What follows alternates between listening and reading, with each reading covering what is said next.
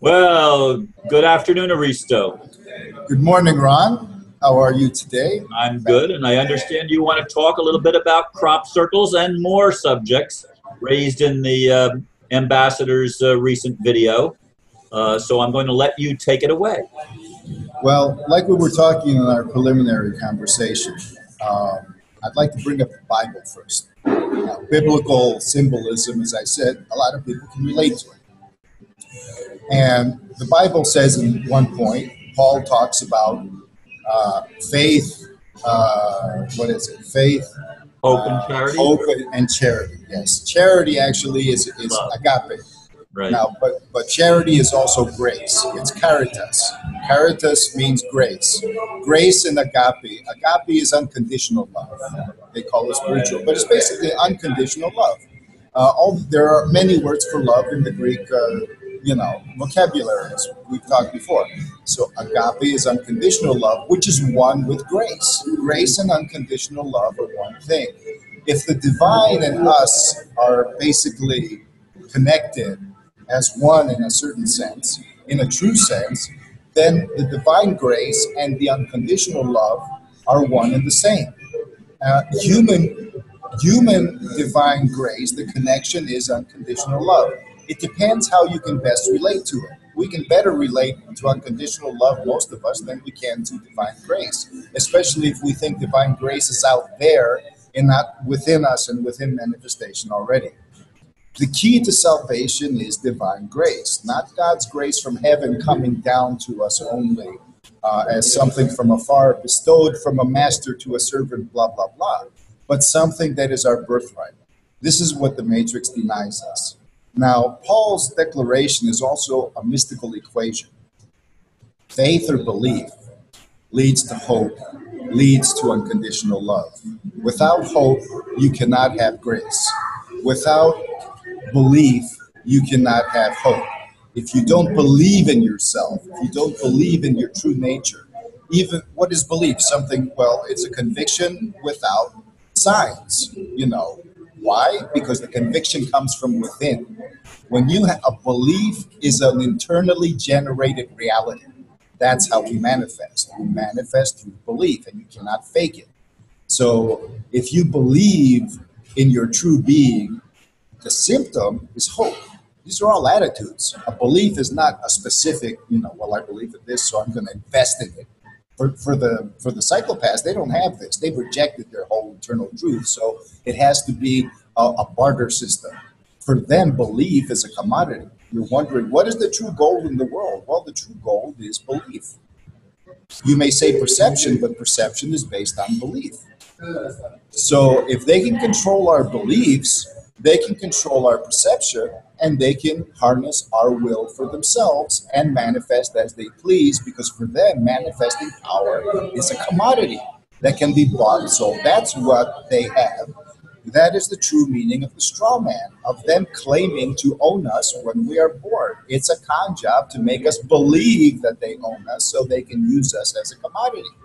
If we truly, now the thing is, well, I don't believe, I've learned the truth, I'm awake. Yes, consciously. But how about in all those subconscious areas that you're not willing to enter because they're too scary or they hurt too much and all of this? That's the whole point of facing this negativity in the shadow, is to shed light, to make it conscious, and to enact the equation of belief, hope, and charity.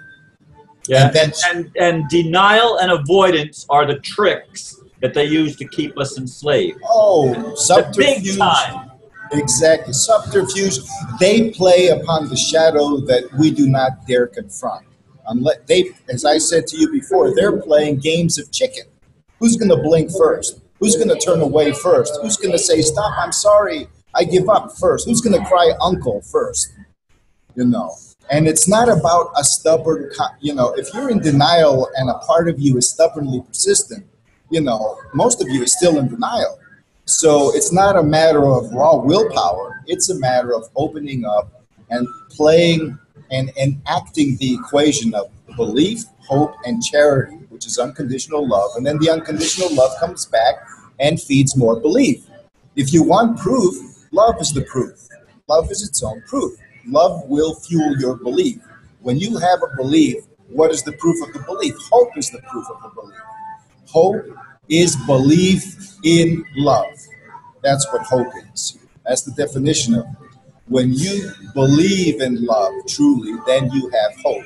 If you find you have hope, then you know you believe in love.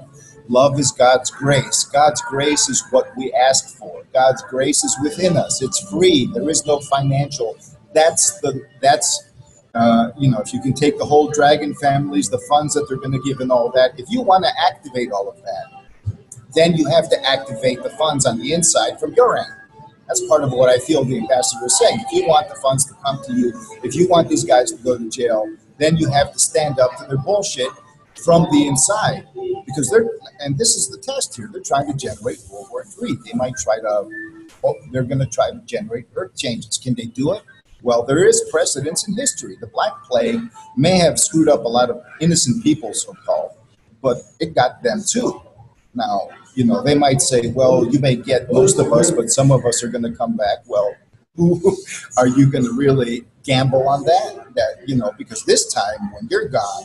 You're not going to incarnate again. Because when I say there will be no redemption, I mean there will be no redemption for their current ego structures.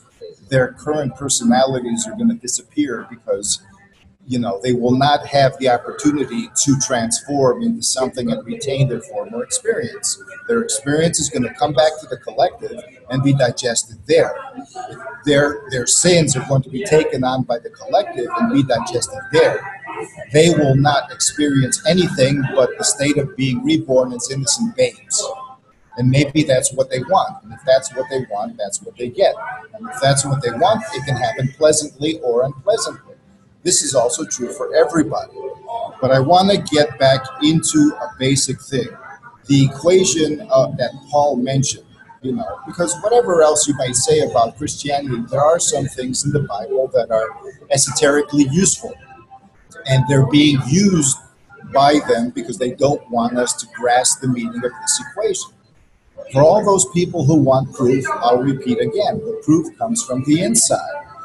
You create your own reality is not a new age thing.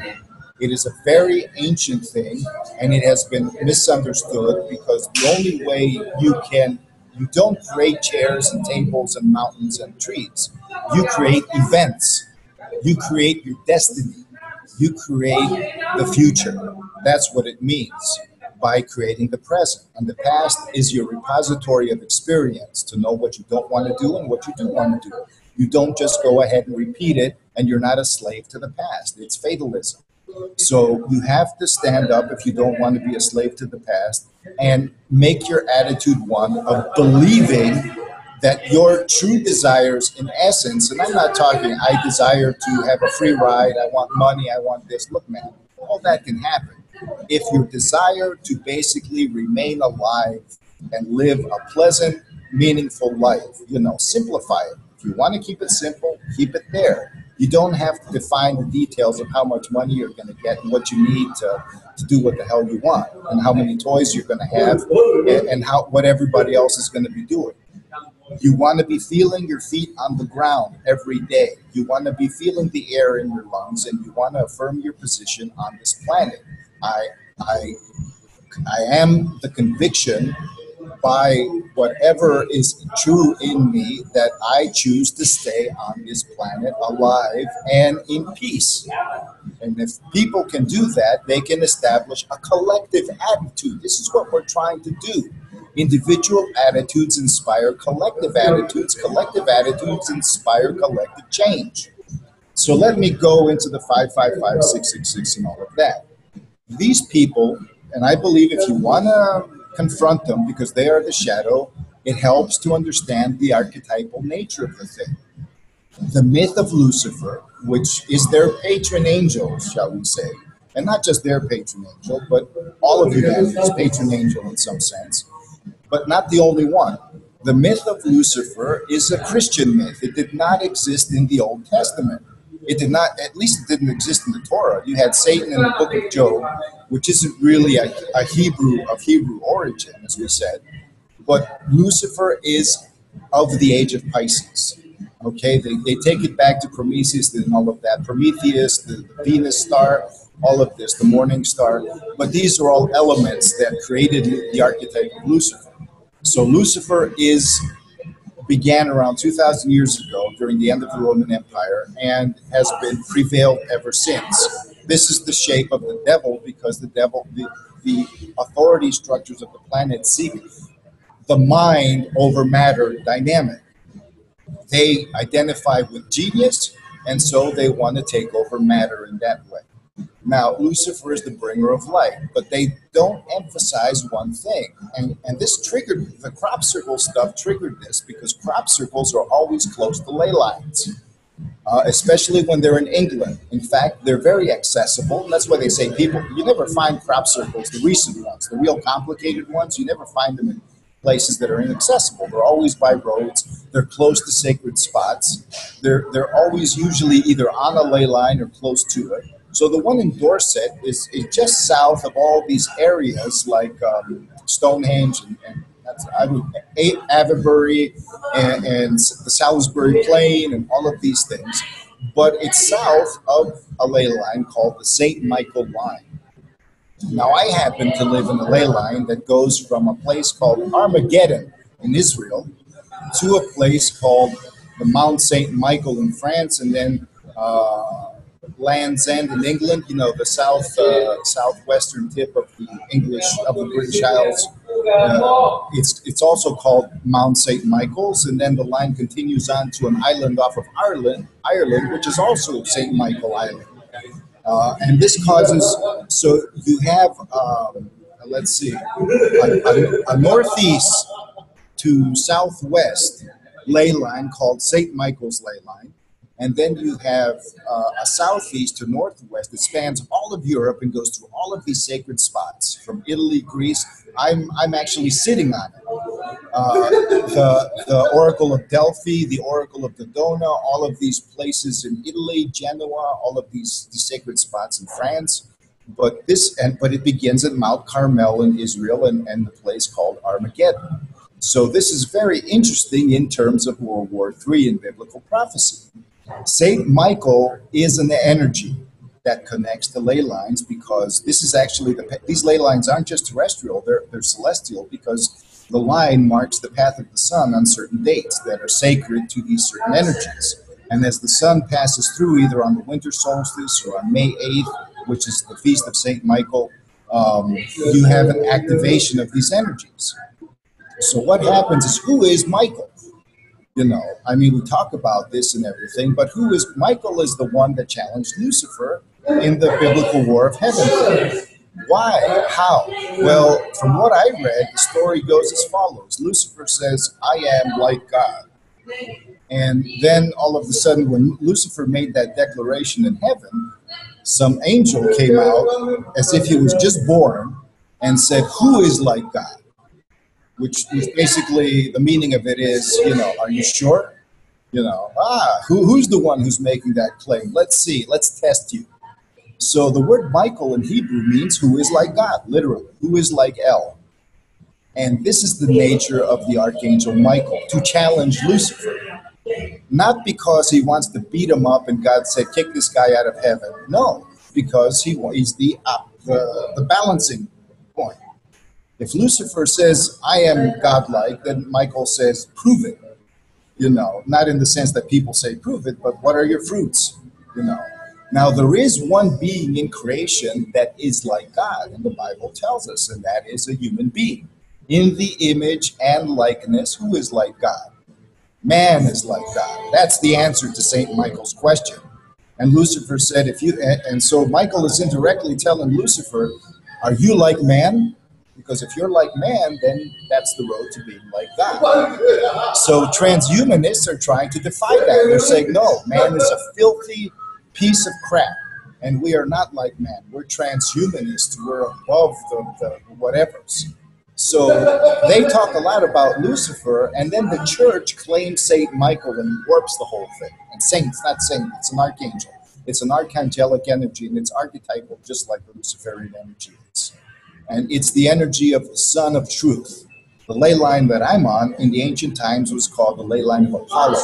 Apollo is the god of prophecy, the god of truth, the god of beauty, the god of art. And it's also, and below that, like two snakes. The ley line is a straight line, but there are like two serpentine ley lines around it. One of it is called the ley line of Apollo, and the other one is of Athena.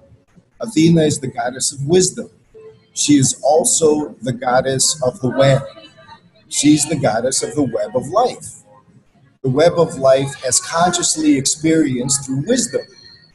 So all of these energies are coming together in somebody through a crop circle, which is like a magical seal. I mean, when occultists try to manifest events, they create talismans. The talisman is basically an anchoring of intention. The subconscious looks at the image and bypasses the conscious mind, and then subconscious intention it's like a hypnotic suggestion, basically, that allows you to manifest something without getting in your own way. So these crop circles, whoever's making them, are like that. They're basically stimulating an energy of intention into the earth that every one of us feels coming from below subconsciously. And so what is this energy of intention? It has to do with the relationship of Michael and Lucifer, which has to do with 666. And the transition from 444, 555, 666, and the true gap is not 555 to 666. 666 is the challenge. But the real place where the Illuminati are is in the transition between 666 and 777. 777 is the number of the master magus, the one who can manifest reality based on the resources they have cultivated within themselves. After that, we talked about, well, then you have other potentials that are beyond your current horizons that you can tap into and let reality manifest in a much more organic manner and still be fulfilled. But at the point between 666 and 777, you take responsibility individually for what you create. God's grace works from within you. But in oneness with your individuality and your own desires and your ego, because you can't separate that. First, you have to learn to live in divine grace with your ego, and then you can say, okay, divine grace, I just want to go play and give me everything for free. But before that, I want to have the experience of being able to deliberately chart my course and it being the right course. I don't want to be dependent, because if you're dependent, then you're not a grown-up.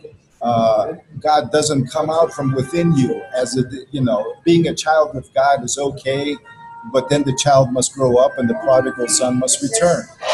The prodigal son is the son that takes responsibility for their inheritance.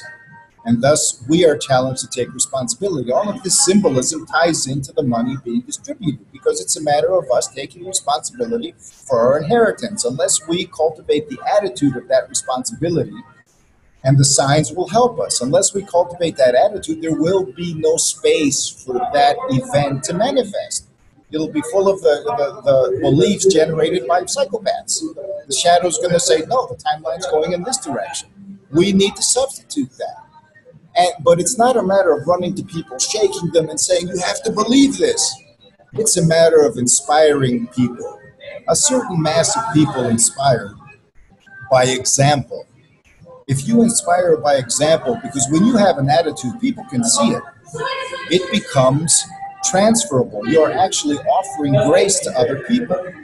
And we are taking, when the Pope murdered the Cathars in the late Middle Ages, the archangel he invoked? He invoked Archangel Michael.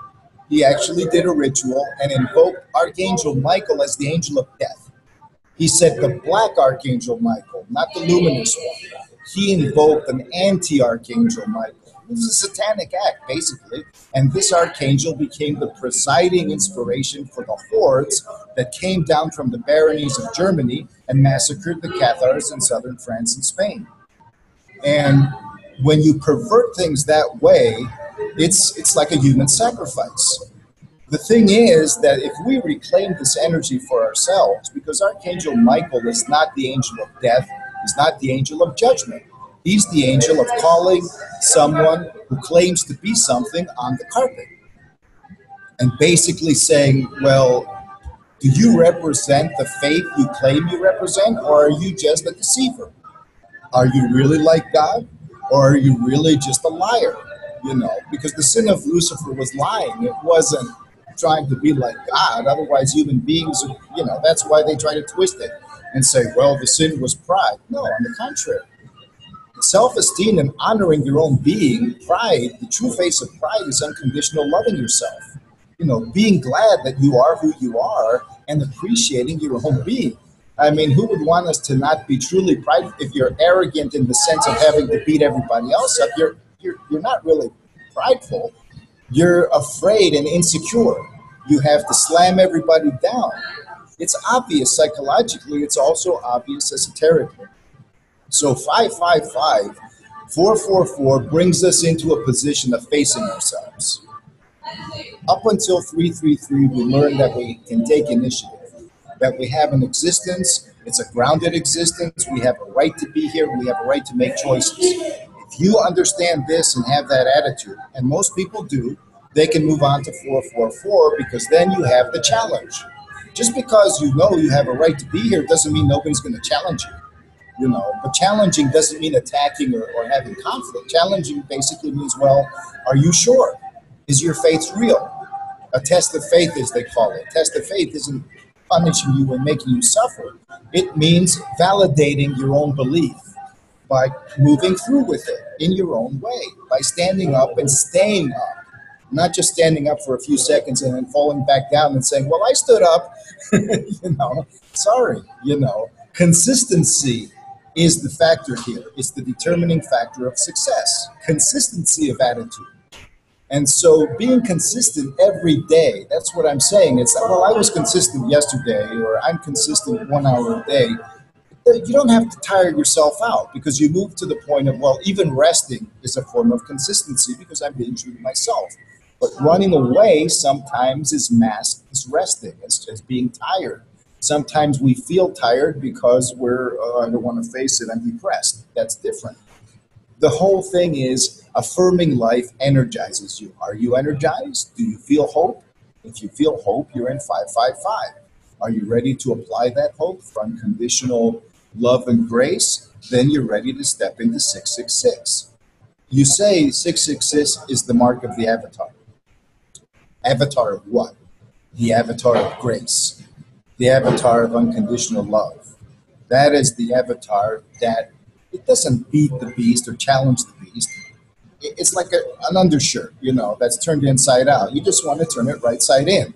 So you turn it right side in and you wear the vulnerable stuff on the inside and you wear the expressive stuff on the outside. You don't, you know, the conflicts disappear then. So you take the beast and you turn it into unconditional love because you accept the beast on the inside as a vibrant energy of interconnecting with everything. 6 is the number of sex. Sex. 6 penguin, sex penguin. It's the hex sign. The hex sign is used for curses because people don't have the 6 within them. If the 6 is externalized and you don't have it embodied, then it hurts you. The ancient Norse believed it was the sign of a hailstone. So when they say hail Caesar, hail Hitler, all of these things, it's the number 6. The 6 is the most harmonious number you can have. But before you can come into full harmonic balance, you need to claim the value of the 5. And before you can claim the value of your life force, you need to encounter yourself. You need to feel. Grounded feeling is 444. You need to experience your aura. Not just your feeling inside of your guts, but to extend your sense into the environment. Like when you hug a tree, you can put your back to a tree, or your hands to a tree, and you need to be able to feel its response. That response then naturally takes you to the 555 because what you're feeling is life. Feeling life everywhere cannot be done in your head. It needs to be done in your body. It needs to be done in your heart as well. And this needs to be a commitment. Reprioritizing our sense of meaning is what is going to change the monetary system of the world because money is value and value is meaning. Our sense of meaning is our sense of value, is our sense of monetary representation. It's not gold. As I said before, the only reason they used gold was because in ancient times, if you put a golden headdress, it conducted the fields of your, just like the headdress of the pharaohs with the snake coming out, to be able to influence other people. And it's a glamour to make them in awe of you. They use gold to conduct their intentions, just like people use crystals and all of this to make people in awe of them. The magnificence of gold. Look at this guy shining like the sun. That's their value, to fool you, to make you think that they're big and fancy, to wear three-piece suits and make you think they're authorities, to wear badges and come at you. The guns, if the guns were the power, why don't they just use them? You have this whole big preparation period for World War III, which proves that this is not what it seems to be. Something else is going on, because they know that anybody who perpetrates a crime, karma is going to go right back to them until they convince some other sucker to believe that it has to be that way. Yeah, the ambassador keeps telling me that there's anybody that goes against, that violates and aggresses, as he says, that aggresses against somebody else, especially the dragon family, they're cursed to the 9th generation. And the Illuminati, the power brokers know that, and they're really not very anxious to break even their own rules, because they know it's going to bring a curse not only to them but to their offspring. Well, Jacques de Molay did that. He cursed the dragon family, the French dragon family of the royalty of that time. And he was also royalty. He was also nobility. You see, the thing is, the ones who throw the curses are the ones who hold the power, because they hold our belief in trust. We believe in them. That is the thing that needs to change, and that's what everybody's afraid of in those circles. So some of them say, well, it has to happen, but it should happen slowly. Others say, well, we got to do away with the people because they're going to take back their beliefs anyways. And this is why the Illuminati don't even care about being cursed anymore. They're saying, well, if we do away with you, it doesn't even matter. It's better to reign in hell than serve in heaven, as far as they're concerned. So they're also part of this whole drama, the equation, and they're not conscious parts, but they're not going to listen to that. The fact is, without the people, and I'm not me saying all the people, but the collective attitude is changing. Because and those of us who are sensitive to the dragon lines, to forces in heaven and earth, can feel the attempts of what you might call an occult mafia on the planet. Some of it's connected to the dragon family, some of it's connected to other factions. But just like you have mafias in secular, physical violence and all of that, you have occult mafias. People doing human sacrifices from the Illuminati onwards that are specialized. There are parts of their families that are specialized and trained in occult processes that focus awareness a certain way, that do a kind of sorceress or black magic yoga, all of these kinds of things. They hold all the secret books that they burn. They have copies of them. All of these types of secret knowledges they have, but it's all of the past. The knowledge was always incomplete. You can't use it as a science without participation. The secret that St. Michael says is, Lucifer, you can play all you want with your light. You can make any form you want, do whatever you want, but are you truly like God? Are you truly expressing what God is all about? Think about it. He's not saying you dared say that you're like God, get out of heaven. He just said, look, man, you really need to examine it, because everything that you're confronting is going to be proof of the fact that you're not sincere. You're not honest with yourself. The thing is, these people are afraid of the curses, but the curses themselves are basically redirections of what you might call the law of cause and effect, of karma. So everybody who has an agenda is going to be cursed by the planet itself this time. There is an awakening going on that's far beyond what these people think. The planet, the cosmos, the forces of, the solar system, the true archons, as I said, are really the planets. Just like you have a spirit in a tree and a spirit in a mountain, you have a spirit in a planet. And these are the forces of the solar system that certain factions try to demonize in order to put in an abstract, basically worship what they said they were condemning. It was a big confusion back in those days. But the solar archon is connected to this St. Michael energy. It is also connected in a very adverse manner to what the Gnostics were saying about the persona that is pretending to be God, the demiurge, the false creator. All of these things are basically the same dynamic, and we are embodying it. Just like the ambassador said, I'm not talking about God's here and some external force, and we're just sitting here. Everything is acting from our insides. Gods, archons, demons, jinn, everything is coming out of our own insides. We are the channel of these forces because they are us. We embody creation. We are not a little part of creation, but our perception doesn't place it that way. This is a matter of internalized perception, of feeling, of sensing the meaning of that. So in essence, let's look at this crop circle for a little bit. Now, the ambassador said the crop circle was 666, and we don't have an image of it, but somebody. Well, the crop circle was 555. Oh no, I'm sorry. Yeah, you're right, 555. So because it's basically a 5-pointed star, but if you count the number of circles, excluding the center, they're 15, right? There's three layers. Exactly. Okay. Three sets of 5. Okay. Because of the way it's laid out. Okay, what's the 15? And 3 sets of 5. So 5 plus 5 is 5. But there's the central one that makes it 556. So it's a transition dynamic. 6 is the number of connection. Now the thing is with this is that the outer circles are basically crescents and circles. The sign is what you see over the symbol of the Om. Have you ever seen the symbol of the Om? It's like an inverted 3, and then it has a little crescent and a dot over it. This symbol is a Hindu symbol, and they place it over mantras because it represents a very sacred sound vibration.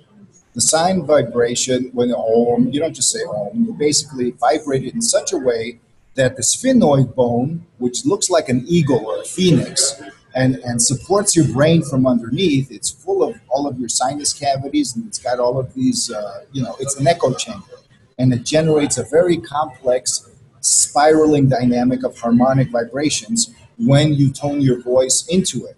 It's a kind of nasal sound that the ancients knew about. So it vibrates all of this, your pineal gland, it vibrates your thalamus, which is this holy chamber, the alchemical chamber of the brain, and it vibrates your pituitary gland. All of these 3 glands together represent what the fleur de lis, that the Illuminati, also the royal families, basically they have an activated upper chakra system. The crown, they bathe the fleur de lis, the central flower, and then it goes with the other 2 sides going this way. The thalamus is the center of the brain. When this activates, you have enlightenment. You have an activation of an internal hologram. So in any case, the Om sound represents a reception of cosmic energy and a vibration of your own antenna, your own internal DNA antenna, let's say, and a transversion of it into a grounded state, into an embodied state. So this is an acceptor of all of the surrounding energies of the planet, everything that's going on. And then this thing goes straight to the center of the star. And after that, you have this other set of circles that reach out to the 5 points, and then another set of circles that go out, so you actually have 10 points.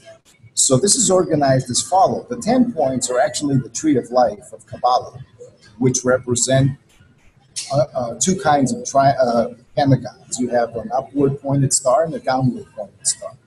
We usually demonize the downward pointed star as being of the devil. The pentagram going down to Satanists. So yeah, and then the upward pointed star, the New Age light workers say that's a good thing, but the Christians say that's a bad thing too. What these things represented was basically the star Venus, the rising star in the morning and the setting sun, Venus, in the evening. So these are 2 sides of transformation. You have new beginnings and an ending. So when you have this pentagram in this manner, you have a combination of beginnings and endings. This establishes a transition period. If you can take all of these things into the 666, which is basically the continuation of the 555, you are essentially taking your life force and sharing it. You're expanding it into the network. You're fertilizing new beginnings by taking endings into yourself, by rewriting the script that they're telling you is supposed to be, but not just in your mind. You're affirming your belief in yourself. You don't have to create a script for a better tomorrow. A better tomorrow will happen naturally when you affirm your position on this planet. I am here. I am keeping this house. This house is an extension of my life here. I am keeping my position on this planet. I am alive. My body is healthy. This body is healthy. I claim the space around me, extending my sense of feeling. If you can feel energy here, you can feel energy here, a foot apart from your body. You can feel the aura like you feel energy in your hand. This is a fact. Do that because that changes your brain. It changes the connections of your brain, and your attitude connects to the energy lines of the planet. This is, you can read a symbol in 1,000 different ways. A picture is worth 1,000 words, 1,000 meanings, 1,000 phrases. You can read it this way, you can read it that way. The point is, what serves you the most? It's not like, well, what's the true reading? What's the intended reading? That doesn't matter. What matters is how do you read a symbol in a way that serves you the most. We talk about service to others. But before we can serve others, the 444, 555, and 666 tells us, well, the 555 is the center of it, but the 444 is the challenge. We're challenged to serve ourselves and not feel guilty about it. And not the pleasure principle, for example, is based on that. You're interacting. The number 4 is the female organ, the vulva, the entrance into new life and the entrance of life into a new world. But it's more an erotic type of thing. It's more like the source of pleasure, that reality, manifestation, everything is something that gestates more life because it is a source of pleasure as well. It's a source of nurturing. Nurturing is pleasure. Being nourished is pleasurable. Being fulfilled is pleasurable. This is the perception. And they want to destroy that. And they can try all they want, but the primary pleasure is belief in your own right. Not just the right to say, well, I have a right to live, so I'm telling you that I have this right, you have to obey it. You have to put force behind that statement.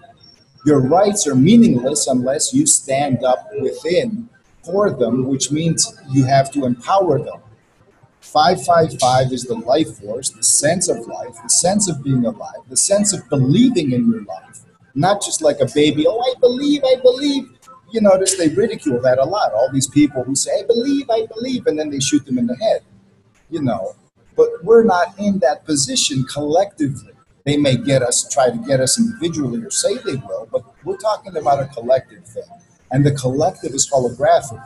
One true belief can change the world. If it's consistent enough that the subconscious of humanity will take notice, and they're trying to create noise so this doesn't happen. However, and we can see that. However, a few people, the message that whatever their motives were, it could have been positive, they could have been negative, or somewhere in between. It doesn't matter, because even the Illuminati will tell you that you can extract out of anything what you need. Out of lies, you can extract the truth, because lies come from an existing being, and the existing being, from the very fact that it exists, represents some kind of truth. So if you connect with something on your own terms, at the deepest level you can, and I've just given a certain interpretation that I believe is empowering. Open up to the environment. The Chandra Bindu, basically, you don't have to practice meditation. It simply means that the lunar sign, the crescent, is your feeling nature. So be open to it. Exactly. It's like a radar dish. So all of the incoming environmental energy that you feel, life surrounding you, comes in and is focused, and then you draw it into your center, your sense of being. And notice these are all circles. So one circle looks like another circle, looks like another circle. This is a symbolism of holography. Within all of these circles have the same essence, so they're all already in your center. Everything you feel, you experience within you. This is true even physically. When I look at something, when I look at an image of Ron, that image hits my retina, the information goes into my brain, and I'm actually seeing Ron through a representation in my brain. Thus, everything that is experienced on the outside comes in on the inside. If the star is the symbol of man also, with the head and the arms and the legs and all of this, it also shows that if we affirm the inside and the outside together and have consistent beliefs You don't have to be afraid of doubt when you have a belief. Doubt is an incoming energy. Fear is an incoming energy. These are meant to be absorbed and circulated. Simply do not put an evaluation on your fear. Don't say your fear does not validate success or failure. Your fear is an energy. Your anger does not validate success or failure. However, it's an energy. Energy fuels purpose. Energy fuels life. So if you view all of your responses as an energy, take out the evaluations that try to channel them in directions that don't represent you. Basically, the shit that they're telling you. You know, anything that they're telling you is meant to be in their best interest. And when I say their, I mean those who in their own beings believe they are separate from us.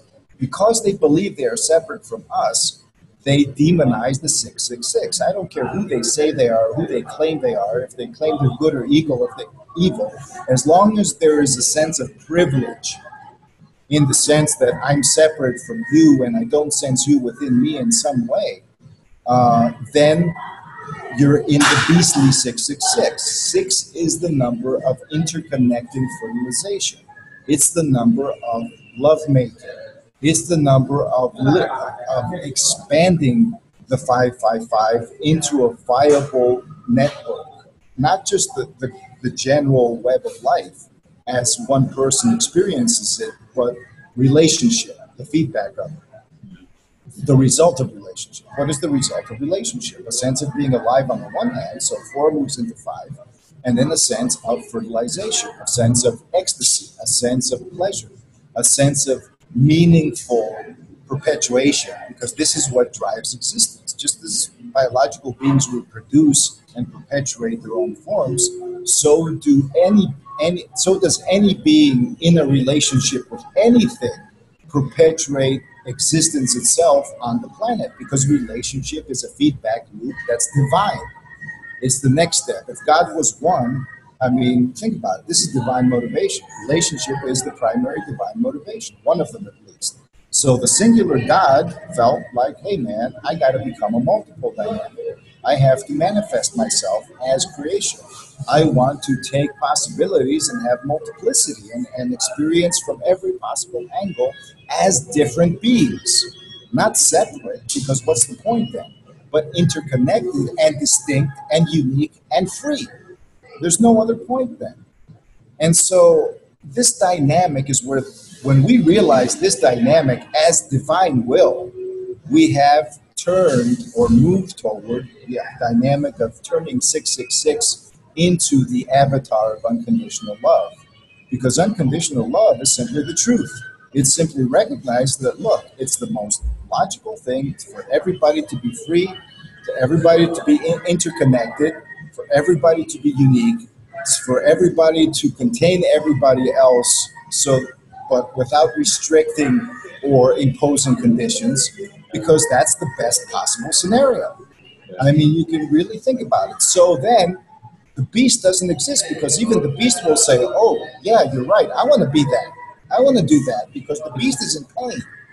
You know, it wouldn't be an animal is not a beast unless it's in pain, unless it's starving and has to eat you because it's in pain, unless it's wounded, unless it feels persecuted, unless it's territorial. All of these things are forms of pain. If you convert the pain into pleasure, in the sense of the first step, by attaining the pleasure of pride, not the pride again, but true pride, is also humility, because you don't have to be self-important in the show-offy sense. True pride means this is the best possible scenario. Me being here is the best possible scenario. And I affirm 666 because our interconnection is the best possible. And then you gain the anointing that makes you one who can create reality. You begin to get inspirations about it. You begin to look at things a different way. You can step outside the box in an instinctive manner instead of somebody telling you how to do it, and joyfully. But the challenges will still be there, because we are converting our reality every step of the way. So you can make every single challenge as a test of faith, but not because God's an asshole and wants to keep you tested and I don't know what, because you're unworthy, but because you're testing yourself. You're cultivating something. You're exercising it. You're learning it. This is the lesson, so to speak. So I wanted to encourage people in this manner. And thank you for hearing me again. You're very welcome. We went about 45 minutes. So, all right. Thank you, Aristo. And you have a great week and hang on there. We'll talk a little bit. Okay. Sure. Namaste. Namaste.